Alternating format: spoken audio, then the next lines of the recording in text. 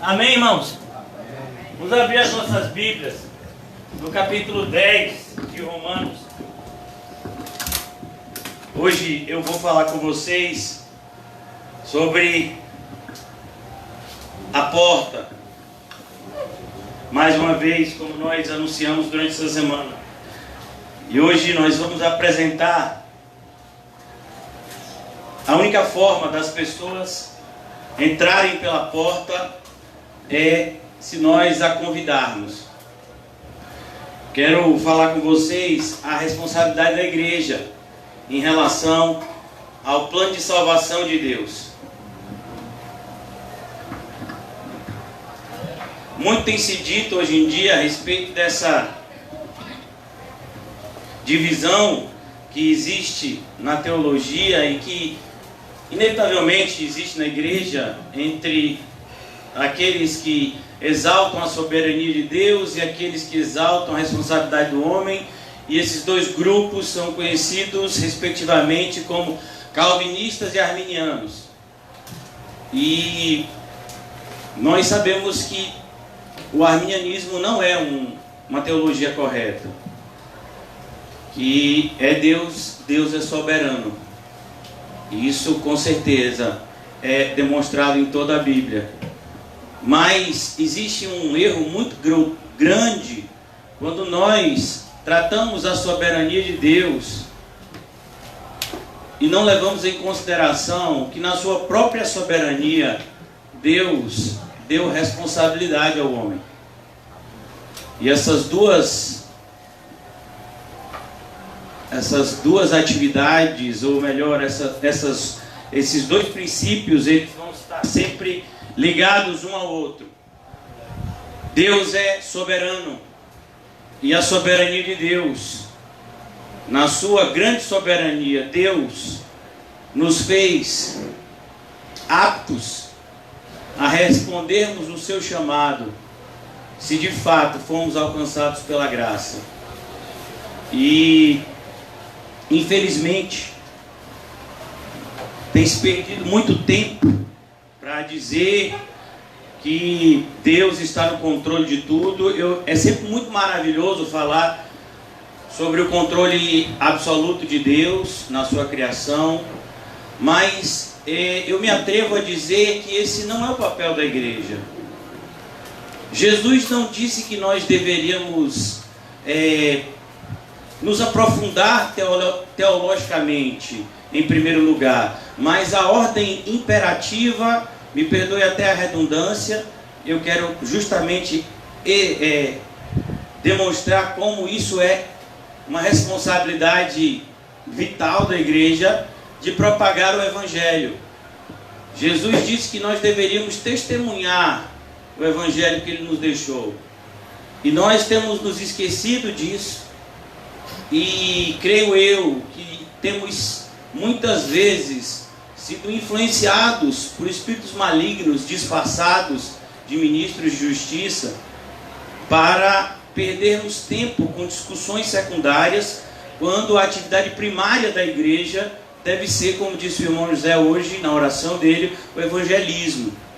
Tanto por meio do culto quanto fora do culto, nós devemos estar gastando, a nossa energia nessa atividade que Jesus Cristo incumbiu a igreja de fazer. Ele poderia ter dado essa atividade aos anjos, mas agora, mais uma vez falando da soberania, na sua soberania, Deus escolheu que fôssemos nós os responsáveis por levar o convite do céu para as pessoas.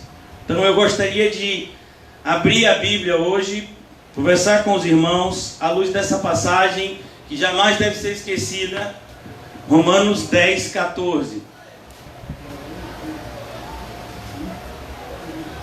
Romanos capítulo 10, versículo 14, vai nos mostrar aqui sobre a importância da gente entender o que Jesus quis dizer no Sermão do Monte, logo depois de apresentar as bem-aventuranças. E as bem-aventuranças nada mais são do que um raio-x do que acontece no interior de um homem quando ele é regenerado. Então, quando esse homem é regenerado, todas aquelas características de Mateus capítulo 5, elas vão sendo lapidadas no interior daquela pessoa. Imediatamente após a nossa regeneração, nós descobrimos que somos pobres em espírito. Isso nos leva a chorar, isso nos leva a buscar a paz com Deus, e isso vai nos levar a todas as outras bem-aventuranças de maneira interligada. E Jesus, então, nesse processo de apresentação das verdades de Deus para nós, ele vai dizer lá no Sermão do Monte que eu e você somos a luz do mundo. Que responsabilidade, irmãos, sermos a luz do mundo. O mundo está em trevas. E o que é que a luz faz? Ela traz iluminação àquilo que está em escuridão. Então nós é que devemos levar essa luz àqueles que estão em trevas. Inclusive essa é a linguagem que Jesus fala com Paulo na sua conversão. Paulo fala sobre isso no livro de Atos, capítulo 26, se eu não me engano.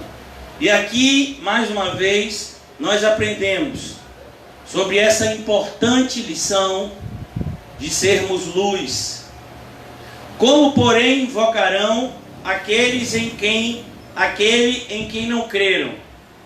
E como crerão naquele de quem nada ouviram? E como ouvirão, se não há quem pregue? E aqui, irmãos, nós podemos correr um sério risco de achar que a pregação, ela se resume simplesmente a algo que é feito com a boca. A pregação, ela não é algo que é feito somente com a boca. O referencial do pregador perfeito é Jesus. E nós aprendemos com Jesus que uma pregação é feita com palavras e com ações.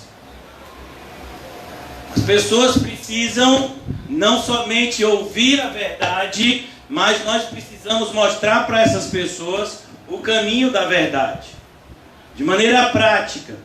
Por isso que a porta da igreja nunca vai estar fechada. Enquanto Jesus não voltar, a porta da igreja sempre vai estar aberta.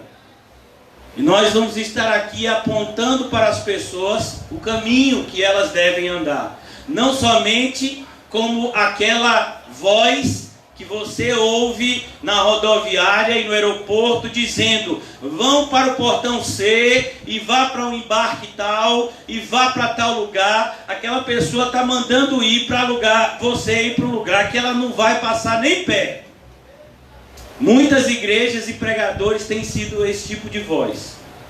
A voz que o Senhor Jesus nos chamou a ser foi outro tipo de voz. Sede meus imitadores, como eu sou de Cristo. Vamos entrar por essa porta, vamos. É a primeira pessoa do plural. Pronome da primeira pessoa do plural. Nós iremos entrar pela porta. Não é você entre porque eu não vou passar nem perto. Era isso que os fariseus faziam. Eles colocavam fardos pesados que eles mesmos não estavam dispostos a carregar. Mas nós, na qualidade de cristãos, como disse o nosso amado irmão, temos que entender que o evangelismo começa com o nosso comportamento diário. Nós mostrando para as pessoas o que aconteceu com a gente quando a gente passou pela porta que nós estamos convidando essas pessoas a entrarem. É assim que se inicia a mensagem. A mensagem não se inicia quando o mensageiro abre a boca, mas a mensagem se inicia quando o mensageiro se move a entregar a mensagem. Isso começou quando a gente atravessou a porta. Naquele momento nós fomos feitos testemunhas do Senhor Jesus. Todo discípulo é uma testemunha. Inclusive nós fomos chamados não a fazer bancos de igreja ficarem lotados, mas nós fomos chamados a discipularmos as pessoas. E discipular as pessoas muitas vezes vai esvaziar a igreja. Muitas vezes pessoas serão atraídas e depois, quando elas prestarem atenção à mensagem, elas retrocederão, como foi no caso de João capítulo 6. No Evangelho de João capítulo 6, Jesus começa multiplicando pães para uma multidão que o ouviu de bom grado, mas logo depois essa mesma multidão se dissipa por conta da pregação de Jesus. E aquele capítulo 6 de João termina com palavras como: quem pode suportar esse discurso, essa pregação? É dura demais. Então aqui, irmãos, nós vamos entender que a responsabilidade da igreja, ela passa pela nossa obrigação de mostrarmos a porta certa. Se é uma coisa que nós temos plena convicção nos nossos dias atuais, é que não falta igreja evangélica. Então, em qualquer bairro que você for, principalmente nos bairros mais pobres, você vai ver uma quantidade de igreja evangélica assombrosa. Igrejas evangélicas enormes, desde pequenas portas como a nossa, igrejas menores que a nossa, funcionando. Isso não significa em absoluto que o evangelho está sendo pregado, pois o fato de uma placa na porta dizer que um lugar é igreja não fala que aquele lugar é igreja. O que vai testificar a respeito da veracidade, da autenticidade da igreja são as pessoas que formam aquele grupo local. Igreja é quando os regenerados se juntam para glorificarem a Deus por meio do serviço em relação a Cristo e ao seu Evangelho. Isso é igreja. Então aqui eu quero agora lembrar aos irmãos como se inicia esse capítulo 10 de Romanos. Irmãos, olhe Paulo chamando pessoas que ele nem conhecia de irmãos. Como assim, pastor? Ele nem conhecia? Não. O apóstolo Paulo, quando escreveu essa carta aos Romanos, ele nunca tinha visto a igreja de Roma. A igreja que ele vai ficar muito familiarizado depois da sua prisão, mas até esse momento ele nunca tinha visto eles. Mas ele os chama de irmãos. Irmãos, a boa vontade do meu coração e a minha súplica diante de Deus. O que Paulo está dizendo aqui? Que ele intercedia com toda a sua alma diante de Deus em favor dos judeus, para que eles fossem salvos. Paulo era um judeu, Paulo era um fariseu. Durante a maior parte da sua vida, ele foi, até agora, durante a maior parte de Paulo, até a conversão dele, ele foi um perseguidor da igreja. E ele agora entende o que as pessoas que perseguem os cristãos fazem e como os cristãos sofrem. E ele diz no versículo 2: porque lhes dou testemunho de que eles têm zelo por Deus, porém não com entendimento. Esse testemunho do apóstolo Paulo em relação aos judeus da sua época é o mesmo testemunho da gente em relação à igreja evangélica da nossa época. Muitas igrejas evangélicas, você vai ver, são extremamente zelosas por Deus, mas elas não entendem o que Deus quer delas. Você vai ver, irmãos, pessoas que estão dispostas a subirem em um monte de areia. Aqui na nossa cidade, os dois mais famosos são aquele que fica na Costa Azul e um que fica em Itapuã. Evangélicos costumam subir nesses montes para buscarem a face de Deus. Olha que coisa linda. Não, meu filho, isso é horrível. Jesus disse que a gente tinha que entrar no quarto em secreto e não subir no monte para orar, meu filho. Será que esse povo não viu? Mateus capítulo 5. Foi o que aconteceu.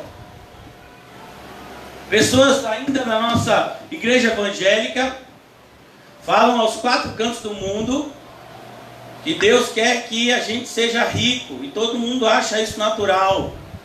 Que Deus tem uma vida maravilhosa para a gente aqui na terra. Não, meu filho, se Deus tivesse uma vida maravilhosa para a gente aqui na terra, Ele não dava uma cruz para a gente carregar. Renuncie a tudo e tome a sua cruz. Que conversa é essa? De que você vai ter uma vida fisicamente, materialmente falando aqui na terra maravilhosa? Não. E ainda que nós tivéssemos, nós deveríamos renunciá-la por amor a Cristo, como tantos fizeram antes de nós. Então nós temos que tomar muito cuidado para que não venhamos apresentar a porta errada. Porque senão, se assim o fizermos, estará valendo para nós a dura exortação de Cristo aos religiosos da sua época: vocês nem entram e nem deixam os que querem entrar entrarem. Imagine. Então, tome muito cuidado. Em momento nenhum a Bíblia faz apologia ao suicídio. Não existe nenhuma passagem na Bíblia onde se estimula o suicídio.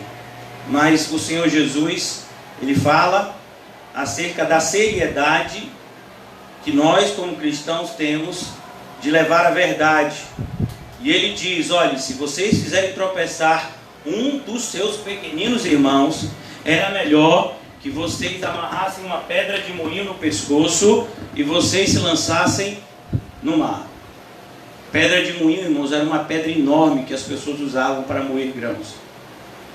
E diz: olha, se você estiver levando mentira às pessoas, tanto com palavras quanto com ações, a sua condenação será muito severa. Então nós temos que tomar muito cuidado, irmãos. O evangelismo é uma atividade extremamente séria. O evangelismo é muito parecido com a SAMU. Você já viu quando você vai socorrer alguém? Quando você está prestando os primeiros socorros a alguém? Você já deve ter ouvido que são aqueles minutos dos primeiros socorros que muitas vezes vão ser a diferença entre a vida e a morte da pessoa no hospital. Por isso que todo o cuidado, quando uma pessoa, por exemplo, se acidenta numa moto, não se pode mover a pessoa porque pode ter algum dano na coluna. Então se deixa a pessoa reta, pega e bota um suporte para segurar o pescoço, outro suporte na coluna. Todos aqueles cuidados vão ser a diferença se aquela pessoa vai andar novamente ou não. Imagine, coisas que só acontecerão no futuro vão ser determinadas naqueles primeiros minutos ali, se o socorro for bem feito ou for mal feito. Assim é o evangelismo.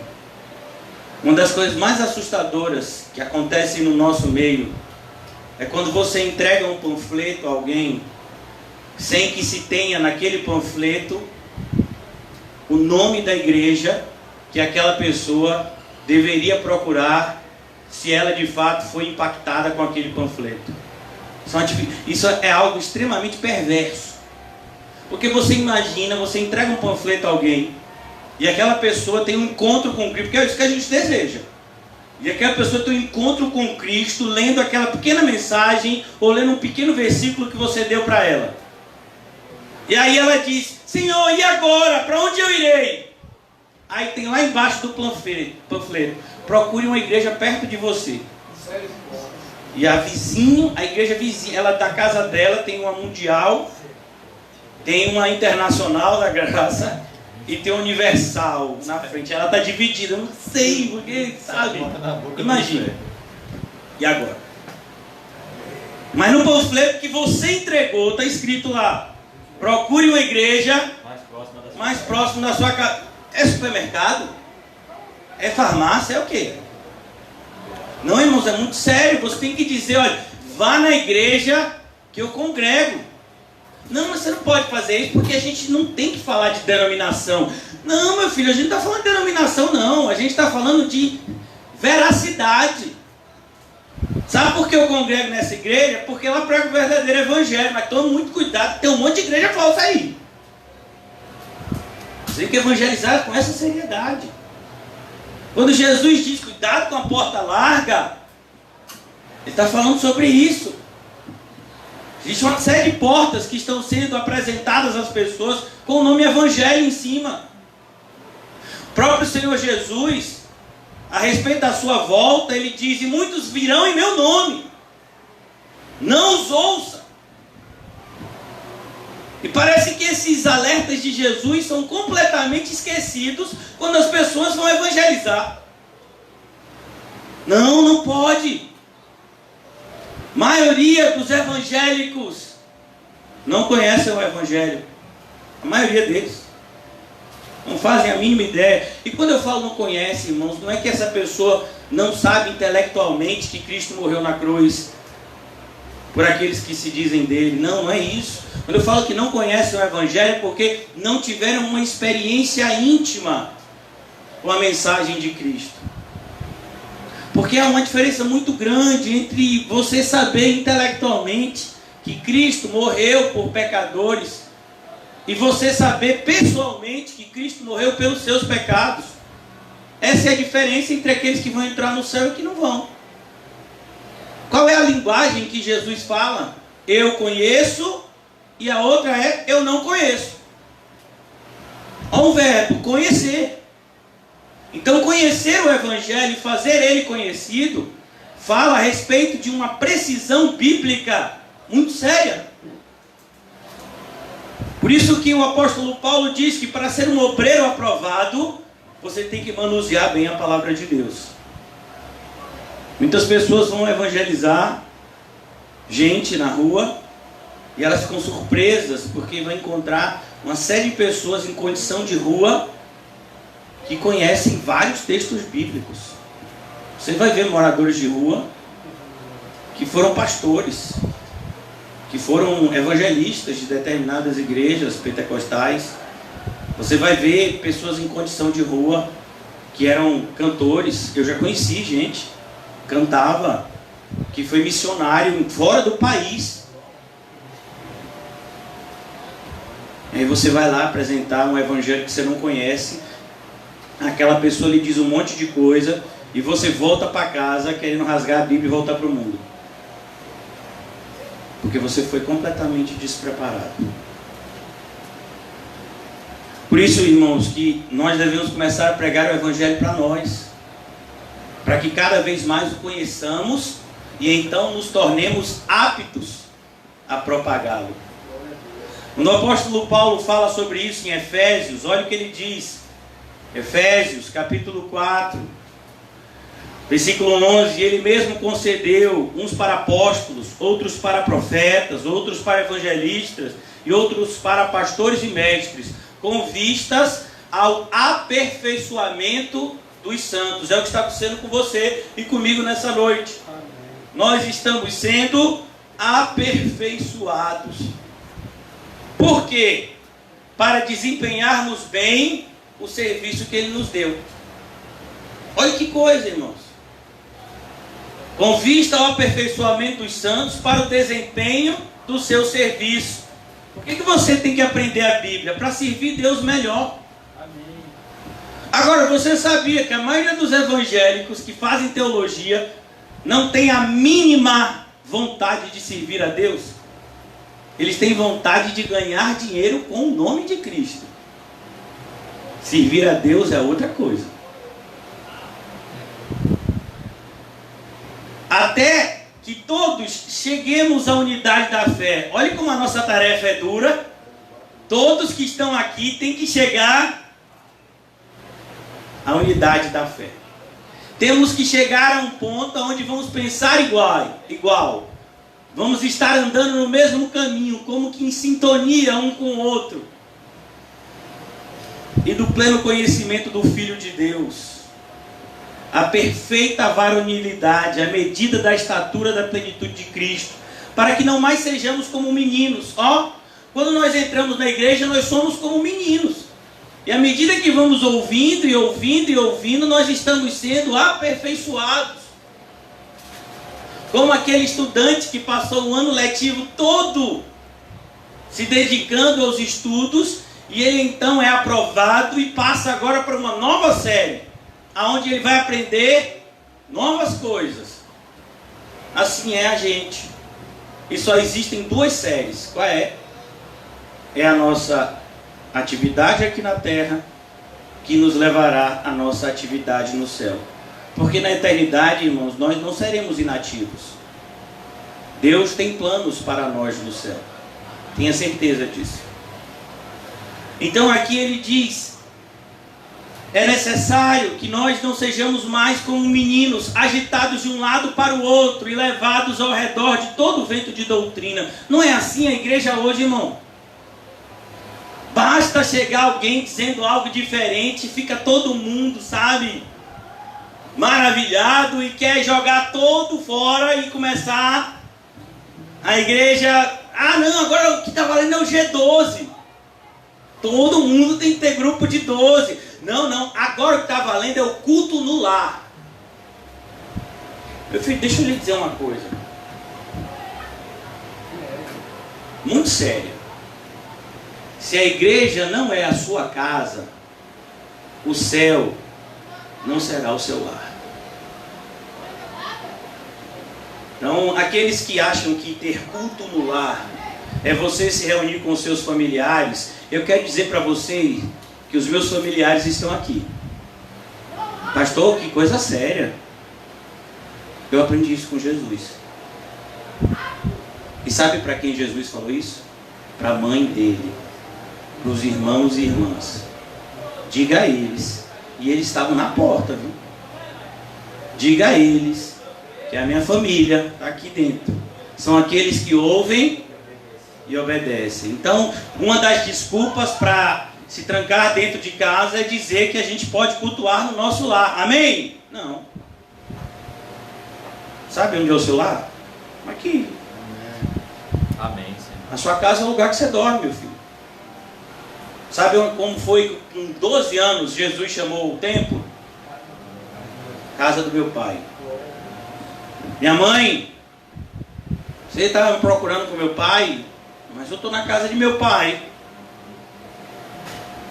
Então a gente vê essa desculpa boba, sabe, essa teologia hoje que é feita nas igrejas para agradar homens. Uma teologia que busca deixar as pessoas na sua zona de conforto. Isso não é apresentar a porta, porque a verdadeira porta, meu irmão, é estreita. E no evangelismo cumpre-nos falar sobre isso. O sermão que fez com que 3.000 almas fossem acrescentadas à igreja não foi um sermão fácil de se ouvir. Foi um sermão onde os ouvintes foram chamados de assassinos. Vocês mataram Jesus. Vocês têm sérios problemas com Deus, a ponto das pessoas ficarem com o coração compungido. Elas ficaram quase que desesperadas. Essa é a ideia. E foram até os apóstolos questionar: o que nós precisamos fazer? Isso é evangelismo. Não, mas esse evangelismo está assustando as pessoas. É bem por aí, viu? As pessoas têm que ficar com o olhão assim. É mesmo, rapaz? É assim o negócio? É? Quando a pessoa faz isso, é que significa que deu uma entendida. Se perguntar para as minhas 2 filhas sobre o inferno e o céu, elas vão falar sobre isso melhor do que muitos adultos. Nunca menti para elas. A ponto de algumas vezes elas virem para mim e dizer: meu pai, ore por mim. Eu preciso dar certeza da minha salvação. Minha filha tem 10 anos. E falou isso para mim uma vez chorando. Uma experiência que pessoas que têm 30 anos de igreja muitas vezes nunca terão. Eu preciso dar certeza da minha salvação. Por que elas não têm? Porque nunca foram evangelizadas.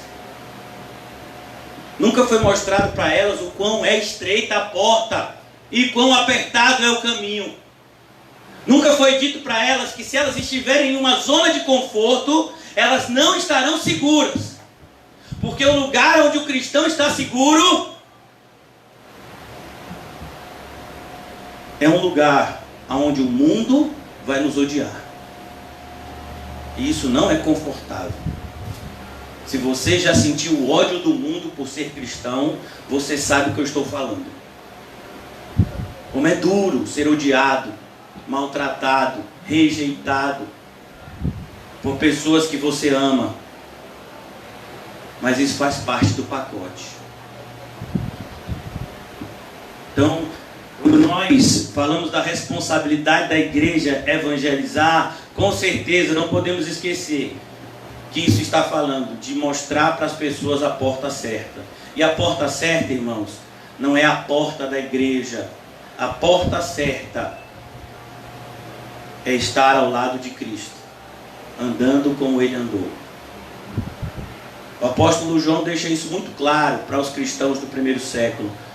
Quando ele, como último dos apóstolos, escreve a sua primeira carta, ele diz: meus filhinhos, não se esqueçam que todo aquele que diz estar em Cristo, necessariamente deve andar como Ele andou. Irmãos, eu pergunto a você, como foi a vida de Jesus? Como foi? Foi uma vida de facilidades? Deus podia colocar Jesus como filho de qualquer pessoa aqui na terra. E Ele escolheu o quê? Um casal pobre.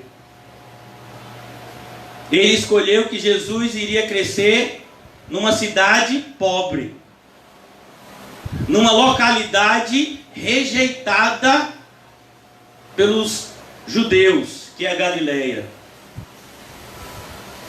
E aí? A ponto de quando vão dizer que Jesus de Nazaré é o Messias, um homem que era crente diz: e pode sair alguma coisa boa de Nazaré? Pois é, meu filho, saiu. O Salvador do mundo saiu de lá, de Nazaré. Até hoje, a pequena cidade de Nazaré sempre será relembrada quando a gente falar de Jesus, porque Ele é Jesus de Nazaré. Muitas pessoas tinham repúdio dessa cidade, como algumas pessoas talvez rejeitem o Alto das Pombas porque ouvem falar que é um lugar perigoso, como pessoas falam que Cosme de Farias é perigoso, de tantos outros lugares na nossa cidade que recebem essa, definição de lugar perigoso. Meu filho, eu já disse isso e repito: o lugar perigoso é o mundo. O mundo é perigoso. Então aqui, irmãos, mais uma vez, nós precisamos nos questionar o que Paulo faz aqui, esse questionamento. Como, porém, invocarão aquele em quem não creram? Como as pessoas poderão invocar na sua família, no seu bairro, na sua rua? Oh, irmãos, como as pessoas aqui do Alto das Pombas poderão invocar aqueles que eles não creem? Muitas pessoas falam de Jesus, mas não é o da Bíblia. Eles não creem no Jesus da Bíblia.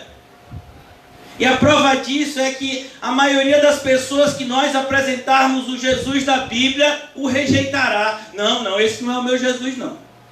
O meu Jesus quer que eu sofra? Você está me dizendo isso? Que o meu Jesus vai me dar açoites nas costas? Não é assim que está lá escrito.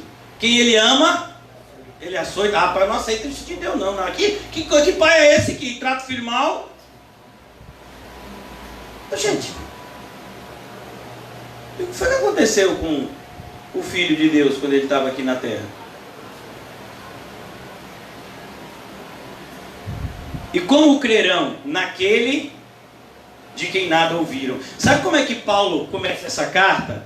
Dizendo: eu não me envergonho do Evangelho. Infelizmente, a maioria dos evangélicos se envergonha de temas que são importantíssimos para a compreensão plena do Evangelho, que é o céu e o inferno, juízo de Deus, a ira de Deus. Esses temas, irmãos, eles inevitavelmente devem ser lembrados quando nós estamos apresentando o Evangelho. Como eu posso apresentar o Evangelho para alguém se eu não falar para essa pessoa antes que Deus está irado com ela? Deus está irado com todos os seres humanos. Todos os seres humanos nascem debaixo da ira de Deus. E a menos que sejamos regenerados e possamos nos converter dos nossos maus caminhos, morreremos debaixo dessa ira e a sofreremos no inferno. Essa é a realidade. É assim que se começa um evangelismo, irmão. Você sabe que você está indo para o inferno? Varão, me respeite. Você não sabia não, né? Como é que você está me dizendo que eu vou para o inferno, velho? Que negócio é esse? O seu não, é a Bíblia, vamos ver? Para a gente não tomar cuidado. As pessoas se envergonham de temas como esse. Não, esse tema é muito pesado. A gente já está sofrendo com esse negócio do coronavírus aí. O papel da igreja é trazer mensagens que possam de alguma forma trazer esperança para as pessoas. Mas como elas terão esperança, irmãos, se elas estão indo para o inferno? Que tipo de esperança pode haver em pessoas que estão no caminho errado? A esperança está, irmãos, em reconhecer o erro e se voltar para o caminho certo. Aí há esperança. E ela não nos decepciona, porque o amor de Deus é derramado em nossos corações. Paulo falou sobre isso nessa carta também. A única forma do mundo ter esperança, e quando eu falo mundo, irmãos, não é um papel social da igreja de forma alguma. A única forma do mundo, no sentido geográfico, é levarmos para essas pessoas a mensagem fidedigna que Cristo nos deu a entregar. E todos nós prestaremos conta diante de Deus. E é importante que venhamos a acertar as nossas contas com Deus antes desse encontro. Jesus apresenta da seguinte forma: qual é o rei que, sabendo que está vindo contra ele um rei muito mais poderoso, não envia emissários para fazer a paz com esse rei? Então, antes de alguém chegar para você e pregar o evangelho, quem é o rei da sua vida? Era você. Você decidia: eu vou acordar agora, eu vou comer agora, eu vou em tal lugar. As coisas que nos limitavam muitas vezes eram o dinheiro e o tempo. Mas nós decidíamos o que queríamos fazer. Até que o evangelho chegou para a gente e a gente percebeu: não mais vivo eu, é Cristo. Então é para acordar qual hora, Jesus? Essa? Tá bom. Amém. É para dormir que hora, Jesus? É essa? É para fazer isso, Jesus? É isso?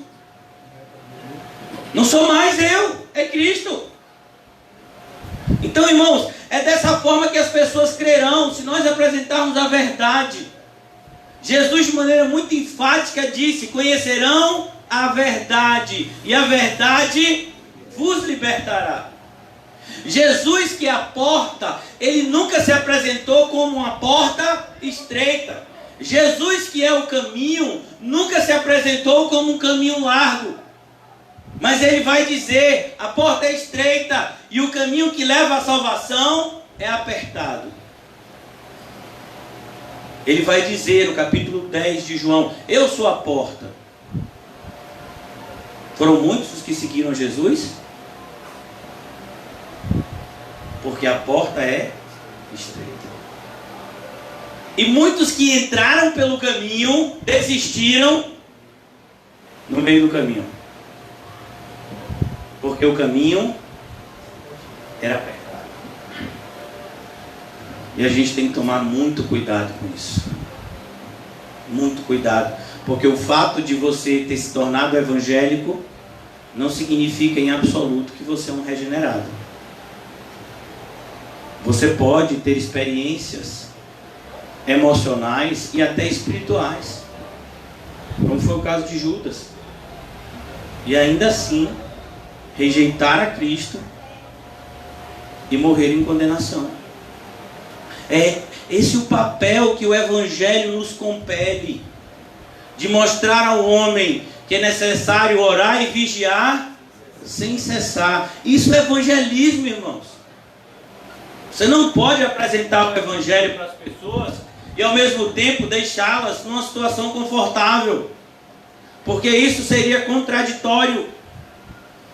Então aqui, irmãos, nós precisamos, quando nós mostramos a porta certa, nós precisamos apresentar também as consequências em relação ao aceite e à negação do convite.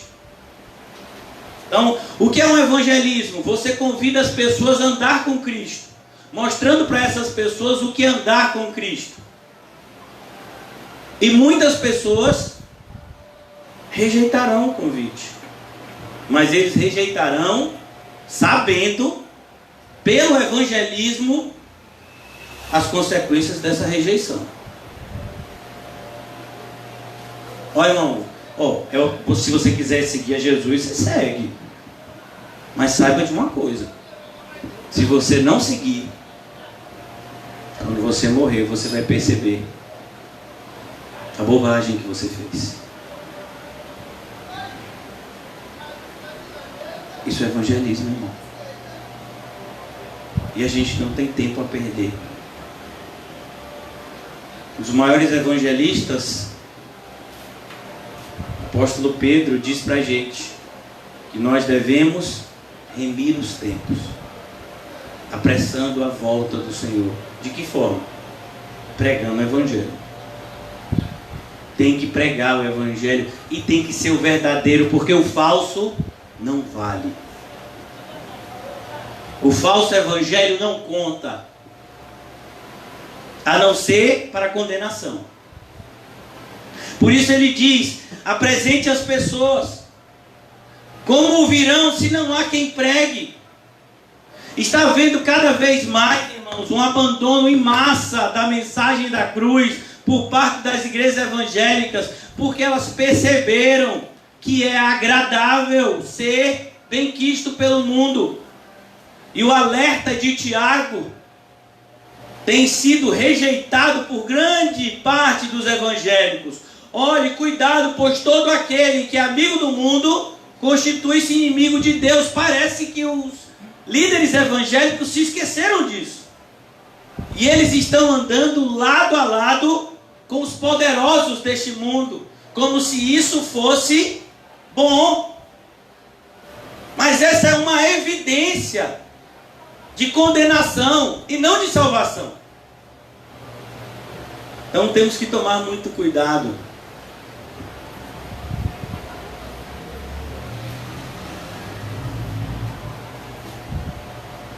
Quando nós convidarmos as pessoas, irmãos, nós precisamos mostrar para ela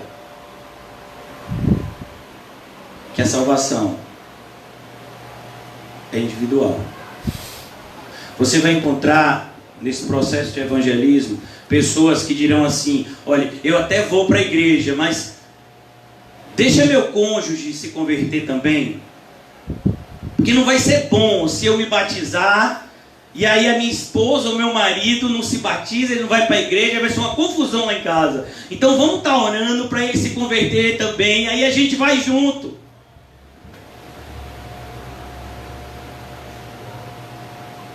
Como você sabe que Deus escolheu o seu cônjuge? Ele escolheu você. Se você está se sentindo atraído pelo evangelho. E o apóstolo Paulo fala de maneira muito séria. Eu quero abrir lá para mostrar, porque muitas vezes você vai precisar ler essa passagem para não desistir do evangelho. Glória a Deus. 1 de Coríntios, capítulo 7. O apóstolo Paulo está falando sobre o casamento e os conflitos que inevitavelmente virão.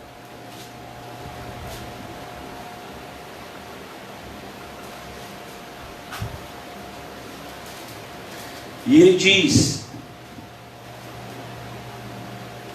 a partir do versículo de número 32, o que eu realmente quero é que vocês, 1 Coríntios 7, 32, o que eu quero é que vocês estejam livres de preocupações. Quem não é casado, cuida das coisas do Senhor, de como agradar o Senhor.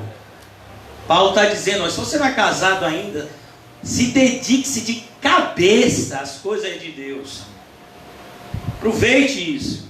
Mas o que se casou cuida das coisas do mundo e de como agradar a esposa. Em absoluto, o apóstolo Paulo está dizendo que essa é a nossa prioridade. Ele está dizendo que foi acrescentado essa obrigação. O marido não pode agir como se fosse solteiro, porque isso seria um desrespeito à própria lei de Deus. Você vai ver pessoas na igreja que são casadas e que vivem como se fossem solteiras. Não pode, irmão. Você é casado, você é casada. Ah, mas meu marido, minha esposa não vale nada. E a gente vai voltar para aquela conversa, né? E eu e você, valemos o quê? Então, a gente deve aquilo que a Bíblia diz que a gente deve ao próximo. Então aqui, mas o que se casou cuida de como agradar o seu cônjuge. Então eu preciso agir de uma forma cristã, primeiro e principalmente na minha casa, que é onde eu passo muito do meu tempo diário. Sendo assim, está dividido, percebeu? Não é que a sua prioridade é a sua esposa ou o seu casamento, como algumas pessoas apresentam. Não, Paulo disse aqui que a pessoa cuida do mundo. Então assim, igreja, irmãos crentes, vocês, viu, me perdoem, eu sou casado. É como se a obrigação da igreja fosse só dos irmãos que é solteiro. Chega a ser risível, né?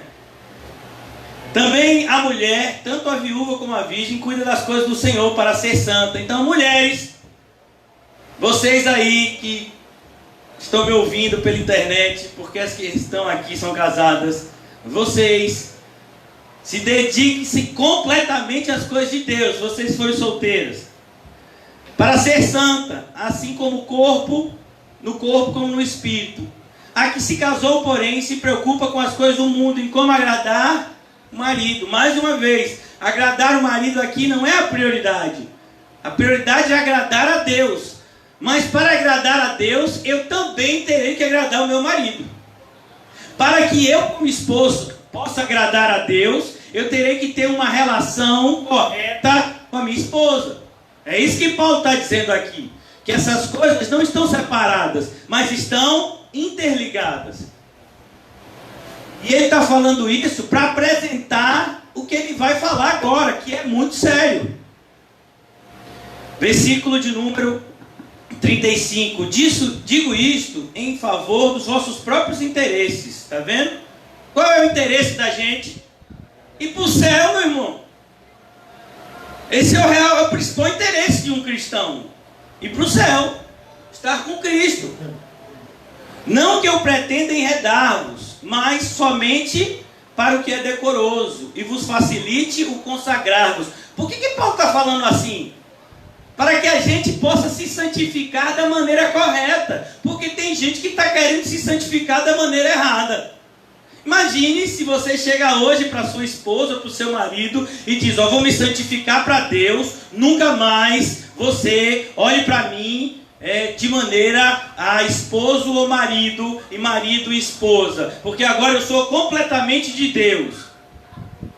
Isso não é santificar-se.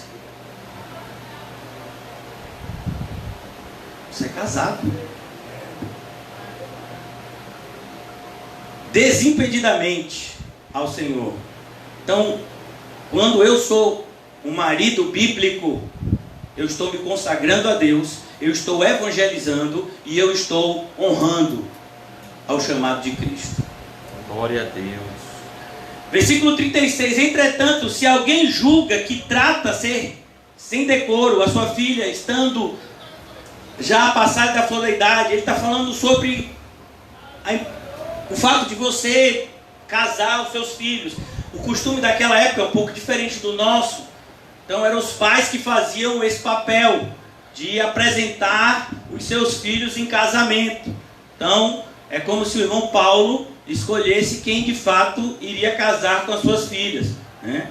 Isso seria um sonho, mas hoje em dia não é mais assim, né? Mas o que Paulo está dizendo no contexto da época vale para nós também, no sentido de que algumas pessoas podem ficar solteiras e outras pessoas irão casar e ambas vão ter que glorificar a Deus do mesmo jeito. Então ele diz aqui: a mulher está ligada enquanto vive o marido, contudo, se falecer o marido, fica livre para casar com quem quiser, mas somente no Senhor. Todavia será mais feliz permanecer viúva. O apóstolo Paulo fala dessas coisas aqui. Como é importante, irmãos, você estar sabendo o que Deus quer de você. E aqui, nos versículos anteriores, ele continua falando sobre isso aqui. Versículo 25, desse mesmo capítulo 7, ele diz, versículo 26, considero por causa da angústia da situação. Por que Paulo está dizendo que muitas vezes é melhor estar solteiro? Por causa da situação que a igreja sofreria e sofre, de perseguição, de oposição. Depois ele diz aqui como é importante você ter uma consciência no Senhor. Mas se você se casar, você peca. Peca? Não. Então aqui ele está mostrando sobre a importância disso, irmãos. De como é o convívio da mulher com o marido. E no versículo 15 ele diz: mas se o descrente quiser apartar-se, que se aparte. Em tais casos não fica sujeito à escravidão, nem o irmão, nem a irmã. Está vendo, irmãos? E aí, se o cristão começou a ser crente, se batizou, está andando nos caminhos, você percebe que eu li tudo isso para chegar aqui. Aí você está sendo crente, está sendo um marido bíblico, uma esposa bíblica, mas ainda assim o seu cônjuge diz: eu não quero isso para mim, eu quero me separar de você. O que Deus diz? A gente não pode fazer nada. Deixa ele se apartar. Deus vos tem chamado a paz com ele, somente depois com o próximo. Pois como sabe, ó mulher, se salvarás o teu marido? Imagine, a irmã que está dizendo: mas eu só posso ir para a igreja quando meu marido for junto comigo, porque senão ele vai fazer e acontecer. Ele disse que se eu continuar indo, ele vai separar. Aí você está diante da porta estreita. E como sabes, ó marido, se salvarás a tua mulher? A gente também não sabe. Percebe, irmãos? Isso é evangelho. Evangelho é mostrar para a pessoa que você está evangelizando. Olha, talvez você passe por situações que você nunca pensou que iria passar, ou que você temia muito passar. Não foi isso que Jó disse? Que eu mais temia me sobreveio. As pessoas vêm para o evangelho e acham que a família vai melhorar. Às vezes é o contrário. Na maioria das vezes. Mas pastor, eu vi que tem uma igreja que tem um curso Casados para Sempre. Deixa eu lhe dizer uma coisa, irmãos. Isso não é somente estupidez, como isso é heresia. Você sabia que você não é casado para sempre? Você só é casado até o túmulo, que a morte vai separar. Lá no céu a gente não vai ser mais marido e mulher. Ainda que marido e mulher morram juntos na fé, quando chegar lá, a gente vai ser o quê? Irmão e irmã. Negócio de casado para sempre? Não, meu filho. Biblicamente é casado até a morte se separe. Casados para sempre. Parece Shurek. Que tinha, né, aquela historinha Feliz para Sempre, né? Eu digo, meu filho, quase que eu estou me sentindo um filme da Disney. Isso não é evangelho, irmãos. Evangelho é falar isso para as pessoas. E essa é a carta em que Paulo está re-evangelizando os evangélicos. Essa carta aqui de 1 Coríntios, que ele diz: eu quero lembrar-vos o evangelho que eu vos anunciei. Ele estava re-evangelizando aqueles que haviam se esquecido da mensagem. E ele diz, de maneira muito séria: o evangelho que salva, se vocês se mantiverem fiéis a ele. Não ache que você entrou pela porta estreita, vai para o caminho espaçoso e vai chegar no céu. Vai não, meu filho. Somente aquele que perseverar até o fim. E eu quero já concluir nessa noite. Já? Filho, que amanhã tem de manhã e de noite, se Deus permitir, né? E eu soube que vai ter um rapaz, eu tô tão assim, sabe, ansioso, de maneira, né, espiritualmente falando, em relação a esse evangelismo de carro de som aí. Rapaz, eu sei não, esse negócio não vai. Eu até ia sugerir blindar o carro, né? Mas assim, mas Deus está no controle. Aí a gente vai acreditar na soberania de Deus. Amém? Esse carro é o carro certo para evangelismo. Deus sabe de tudo, até o motorista, é o certinho. É verdade. Então aqui ele diz, versículo 15: como pregarão se não forem? Aqui é a ideia, irmãos, que a igreja hoje em dia não tem dado nenhum tipo. E quando eu estou falando igreja, entenda, existe a igreja visível e a invisível. A igreja invisível é a reunião dos salvos. A igreja invisível é a reunião dos salvos. A igreja visível é toda a placa que você vê por aí com o nome igreja evangélica. Então a acusação é contra a igreja visível, que na sua grande maioria está abarrotada de pessoas não salvas, inclusive na sua liderança. Então aqui ele vai dizer, e como pregarão se não forem enviados? Parece que o pessoal se esqueceu que a nossa função é pregar o evangelho a toda criatura. Esse é o papel da igreja, e discipulando aqueles que entrarem pela porta. Não tem outro papel, não, só tem esses dois papéis. A igreja não tem que ser relevante para o Estado, a igreja não tem que ser relevante para a sociedade, a igreja não tem que ser relevante para a cultura, não, a igreja tem que ser fiel a Deus. Acabou. Foi isso que Cristo nos mandou fazer como igreja: pregar o evangelho e discipular pessoas nesse evangelho, para que eles possam se tornar também servos que convidem a outros. Esse é o nosso papel, irmãos. E se você acha pouco, é porque você não está sendo fiel nele. É como uma pessoa que olha para uma dona de casa e diz assim: mas você não faz nada. Vai ser dona de casa, mas dona de casa de verdade. Não é essa dona de casa de hoje, não. Né? Dona de casa de verdade. Meu filho, dona de casa de verdade, trabalha mais do que qualquer emprego que eu conheço. Eu tenho um exemplo no meu lar, que é minha mãe, né, que trabalhou durante 30 anos fora, né, como professora e diretora de escola, e era uma excelente dona de casa. Até hoje, desde que ela se casou com meu pai, 45 anos, e olha que ela não é nem crente. Durante 45 anos, vou fazer esse ano 45 anos de casado. Minha mãe coloca o café de meu pai numa bandeja de manhã cedo. Todos os dias. 45 anos. Pergunte se ela acha ruim. Ela sabe que essa é a função da esposa. Ela escolhe as roupas de meu pai até hoje. Pergunte se ela acha ruim. Ela varre a casa, arruma a casa, lava a roupa, passa a roupa. Criou 3 filhos. Pergunte se ela acha ruim. Até os 14 anos ela botava a gente para dormir. Ela fazia tudo em casa, e quando dava 7h30, 8 horas, ela ia para o quarto.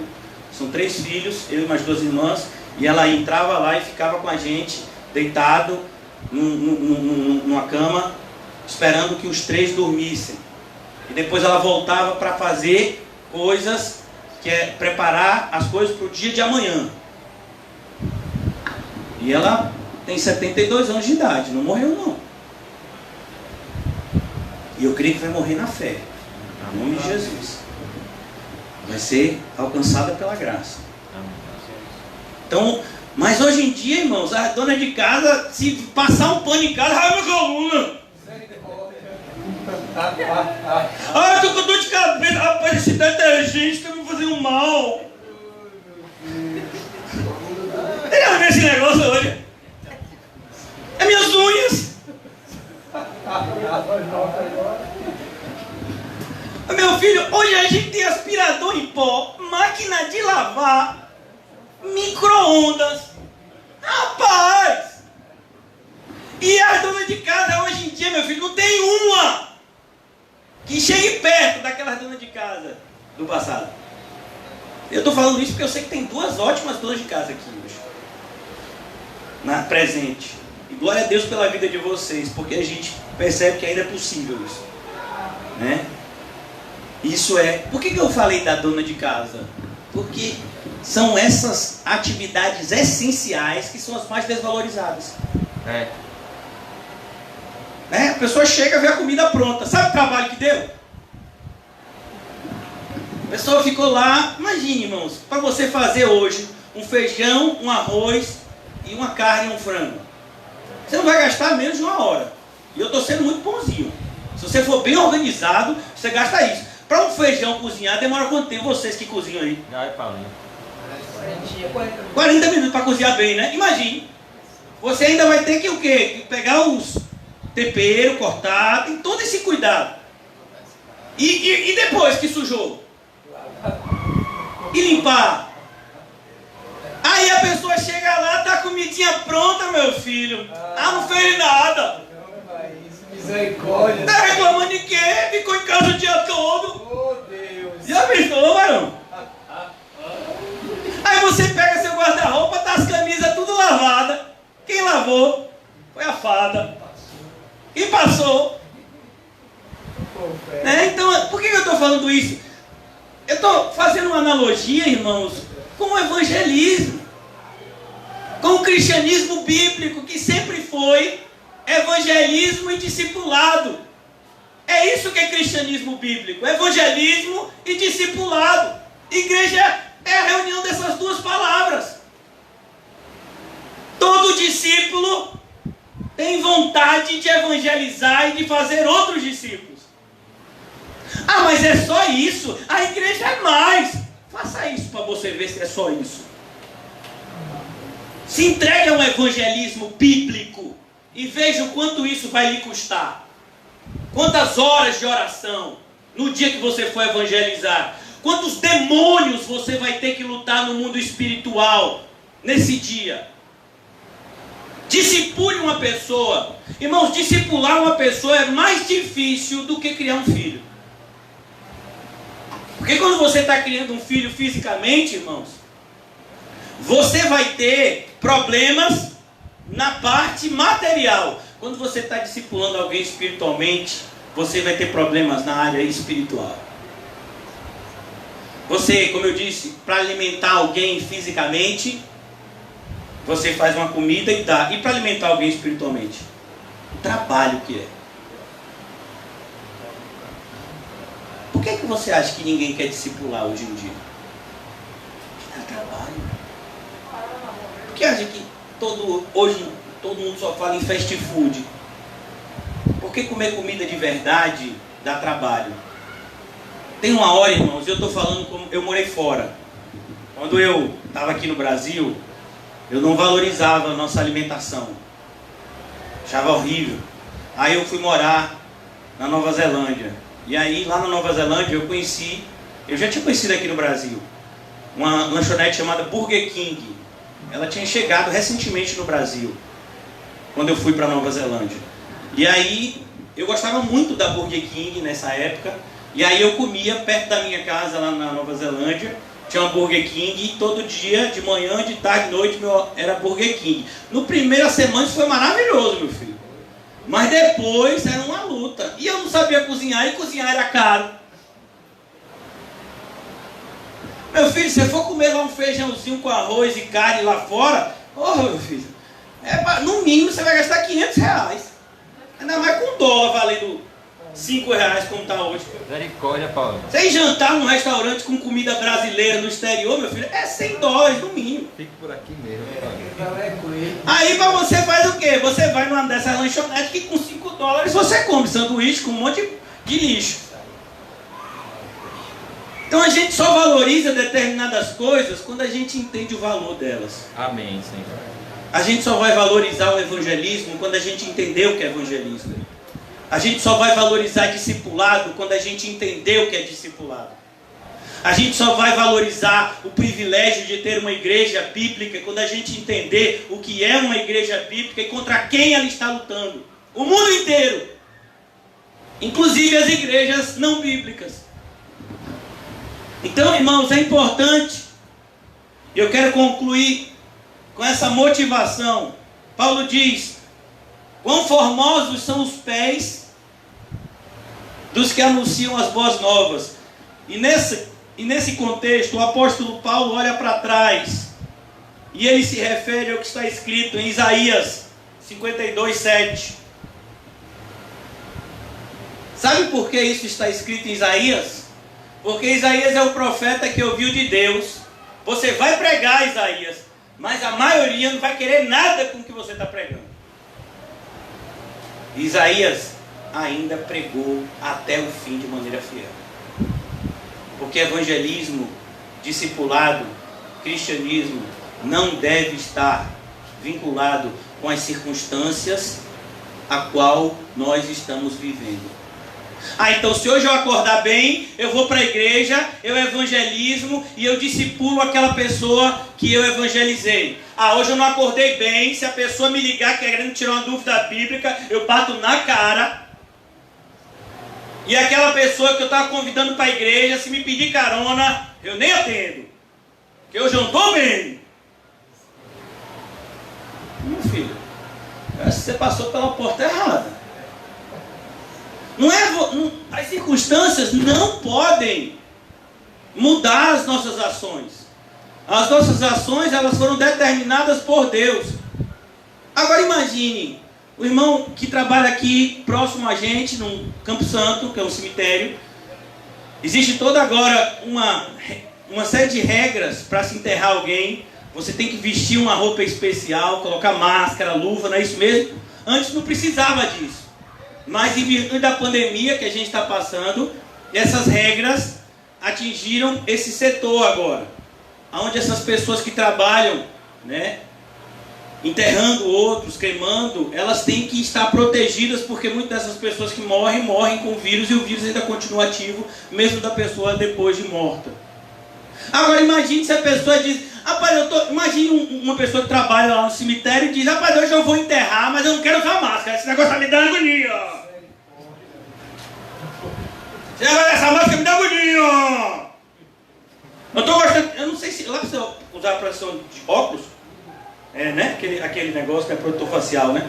Eu vi uma moça hoje, eu fui comprar pão para meus pais. Ele está fazendo as compras dele, sou eu. E aí eu fui comprar as coisas que eles me pediram. E eu fui na padaria, meu filho, achei tão engraçado. Tinha uma senhora, né? Eu chamo de senhora, que já devia ter os seus 50 ou mais, assim. E ela estava com aquele protetor facial, com luva, com tudo, e olhando para gente. Eu digo: olha, eu sou amigo. E imagine a pessoa dizer: rapaz, eu não vou usar isso não. Ele vai poder enterrar? Não vai.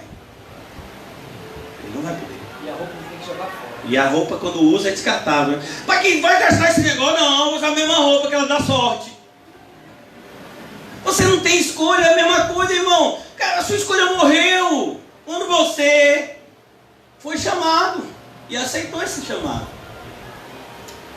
Então a gente precisa cair em si. Parar de brincadeira. Amém. Cristianismo não é brincadeira. Amém. Evangelismo não é brincadeira. Amém, Senhor. Nós estamos lutando contra seres espirituais do mal.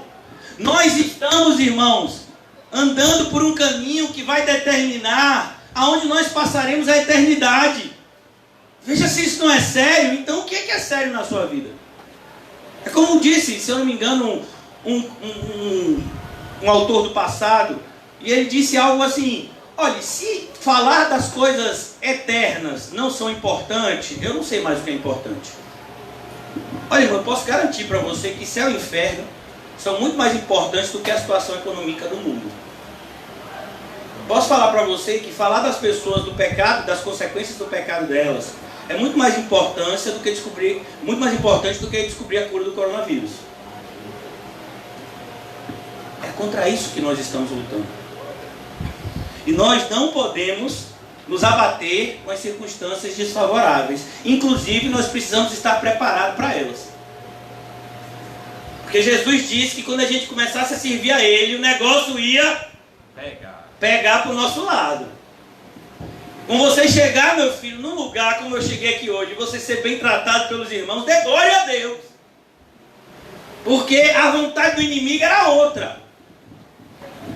Na verdade, ele já fez um monte de coisa para me impedir de estar aqui hoje, né? Mas eu cheguei aqui hoje, fui bem recebido pelos irmãos, estou usufruindo desse privilégio maravilhoso de estar junto com pessoas que querem ir para o mesmo lugar que eu, que é o céu, e que querem andar com o mesmo Senhor, que é Cristo. Isso é um privilégio, a gente ter momentos como esse no nosso dia. Então, a gente precisa valorizar a formosura dos pés. Conta-se a respeito de um homem que tinha deformidades físicas, e ele era um evangelista extremamente fiel, e muitas pessoas faziam chacota da sua aparência física, né? das suas deformações. E ele disse: olha, eu posso ser até deformado fisicamente falando, você pode falar da minha mão, você pode falar do meu rosto, do meu tronco, mas eu posso te garantir que ninguém aqui tem um pé mais bonito que o meu. Glória a Deus. Quão formosos são os pés dos que anunciam boas novas. Eu sei em quem eu tenho crido. É o que esse evangelista estava dizendo para aquelas pessoas que estavam fazendo chacota dele. Então nós precisamos nos dedicar cada vez mais à missão que Cristo nos deu e nos preparar para momentos em que as circunstâncias nos serão desfavoráveis, como por exemplo o presente momento, onde agora eu creio que a maioria já se acostumou, mas durante o primeiro momento muitas pessoas foram contra a gente continuar com os encontros. E a gente tem um Cristo, que é o cabeça da igreja, e que não somente nos salvou, mas nos concedeu do seu Espírito para nos guiar. Então não somos nós que vamos determinar até quando ficamos aqui. É o Espírito Santo que faz isso. Não é a gente que determina quando essa porta abre e fecha. É Cristo que tem a chave. Glória a Deus. Então nós precisamos cada vez mais nos colocarmos nessa qualidade de servos e nos alegrarmos com isso, porque isso é um privilégio. Deus não precisava do nosso serviço, mas Ele escolheu nos dar a oportunidade de colocar a mão na massa. E eu quero concluir, irmãos, na noite de hoje, falando de uma história que até hoje me impacta muito. Quando eu ouvi as primeiras vezes, eu chorei muito. Um pastor estava evangelizando, e ele é um pastor conhecido por fazer muitas missões, e ele fala a respeito de algo que ele teve contato. Quando ele esteve em um país onde o evangelho é proibido de ser pregado, um país que é bastante influenciado pelo islamismo, ele falou de uma jovem que conheceu o evangelho e vinha de uma família islâmica, mas ela foi evangelizada, ela conheceu a porta estreita, ela foi chamada para ir para uma igreja bíblica, e ela falou para o pai dela, e o pai dela era uma pessoa extremamente violenta, e disse, bebia muito, e disse: você pode até ir, mas toda vez que você voltar, eu vou bater em você. E ela achou que aquilo era ótimo. Você já imaginou? Você sair de casa para ir para a igreja sabendo que quando voltar a surra é certa? Isso não impediu ela de ir para a igreja. A mãe dela fez um vestido bem bonito para ela, porque ela ia se batizar. Vestido branco, de renda. E aí ela foi nesse dia muito feliz para a igreja. Só que nesse dia o pai dela tinha bebido muito. E o pai dela não esperou ela chegar em casa para bater, mas foi até ela. Enquanto ela estava saindo da igreja, ele pegou ela na saída da igreja e bateu muito, a ponto de, naquela possessão maligna, que é só o que a gente pode imaginar, ele chegou a bater a cabeça da filha contra o chão, e a cabeça dela abriu. Os irmãos da igreja, ao verem aquela cena, procuraram apartar, e quando fizeram isso ela já estava bem machucada. E trouxeram ela para dentro da igreja, outros levaram o pai para longe. Enquanto se chamava socorro, aquela menina, ela dizia: o meu vestido, meu vestido. E o vestido dela estava todo sujo de sangue, o vestido dela era branco. Meu vestido. E os amigos, as pessoas, os irmãos na fé, ficaram sem entender porque ela estava se referindo ao vestido. E ela disse: fique calma, o socorro já está chegando, por que você quer seu vestido? Os trapos que estavam ali, todos sujos de sangue. Aí ela disse: porque Jesus está vindo me buscar. E eu quero mostrar para ele que assim como ele deu o seu sangue por mim, eu também estou dando meu sangue por ele. Aí talvez você diga: pastor, isso é uma conversa, um discurso emotivo, não tem fundamentação bíblica. Será que não tem, não? Eu já li a Bíblia, e principalmente o Novo Testamento. E na minha Bíblia, principalmente no Novo Testamento, na carta aos Hebreus, diz que na nossa luta contra o pecado, nós não resistimos até o sangue. Essa menininha resistiu até o sangue. Qual seria o pecado dela? O pecado da incredulidade, se ela se voltasse atrás, e desistisse de seguir o caminho até o fim por conta da dureza dele. Então a gente tem que tomar muito cuidado, irmãos, porque em alguns momentos eu e você possamos ser chamados a uma estreiteza assim. Foi um missionário do passado chamado Hudson Taylor, se não me engano foi Hudson Taylor ou George Whitefield, um desses dois. Ele disse: olha, nem todos somos chamados a ser mártires, mas todos somos chamados a ter uma vida de mártir. Deus não faz exceção de pessoas. Se entramos pela porta estreita, estamos andando pelo caminho apertado, temos que viver como os nossos irmãos que foram regenerados do passado viveram. E deixaram transcritos os seus testemunhos para nós. Então, o que nós estamos fazendo aqui, irmãos, é muito sério. O que nós vamos fazer a partir de segunda-feira, vamos estar orando pela vida do irmão José, do irmão Leão e de todos aqueles que estiverem de alguma forma vinculados a esse ofício, vai ser a partir da segunda. O irmão José me disse que seria todo o culto, Antes do culto ele iria passar nas localidades que nós ministramos, falando para as pessoas tanto do Evangelho quanto da reunião que vai ser feita naquele dia. Não é isso mesmo? Estou errado? Então o direcionamento que ele recebeu foi esse. E a gente tem que orar, porque eles estão colocando a vida dele em risco. E nós temos que estar junto com eles, se não fisicamente, mas em oração. E que o Senhor nos ajude, irmãos, a entendermos essa responsabilidade. Como ouvirão, se não há quem pregue? E como pregarão, se não forem enviados? Que o Senhor cada vez mais desperte em nós essas palavras. Ó Deus, obrigado pela oportunidade de estar aqui junto com os meus irmãos, e principalmente, Senhor Jesus, na Tua santa companhia. Mais uma vez nos santificou por meio da palavra, Senhor. Ajuda-nos, Senhor. É o que eu te peço na noite de hoje. Ajuda-nos a sermos não somente ouvintes, mas diligentes praticantes de tudo quanto o Senhor tão graciosamente tem nos ensinado, Senhor. Obrigado, Senhor, por essa oportunidade que o Senhor nos concede de sermos teus servos, e nos ajuda a servirmos o Senhor com o zelo e a fidelidade que o Senhor merece. Em nome de Jesus, amém e graças a Deus. Amém, irmãos? Saúdem-se mutuamente com um olhar santo, e não se esqueça de dizer a você mesmo: Deus está falando com você.